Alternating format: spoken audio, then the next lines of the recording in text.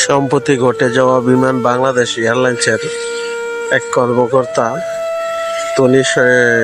এই লোকটি মানে একটা বাচ্চা ছিল, তার বাসায় এক কর্মকর্তা মানে কাজ করতো। সেই বাচ্চাটাকে কিভাবে অত্যাচার করছে দেখেন, গলায় কিভাবে চেনি দিয়া তাকে আঘাত করছে। তাকে শুধু চেনি দিয়ে আঘাত এক জায়গায় করে নাই, তার শরীরের প্রত্যেকটা অঙ্গে এইভাবে আঘাত করছে।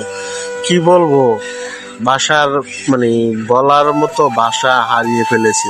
দেখেন তার মুখে, চোখে, সারা শরীরে শুনলাম যে এতভাবে আঘাত করছে, তা ভাষায় প্রকাশ করার মতো না।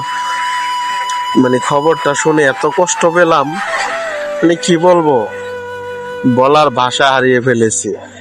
তা আসুন সবাই মিলে আর প্রতিবাদ করি, যেন এদের মতো কুলাঙ্গারদের কঠিন থেকে কঠিন বিচার করে। কেননা এদের মতো উচ্চ পর্যায়ের লোক যদি এইভাবে মানুষ অত্যাচার করে, তো বাকি লোক কি করবে?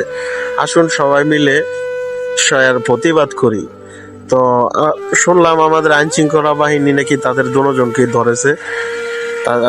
আমাদের বাংলাদেশের আইন শৃঙ্খলা বাহিনীকে অসংখ্য ধন্যবাদ।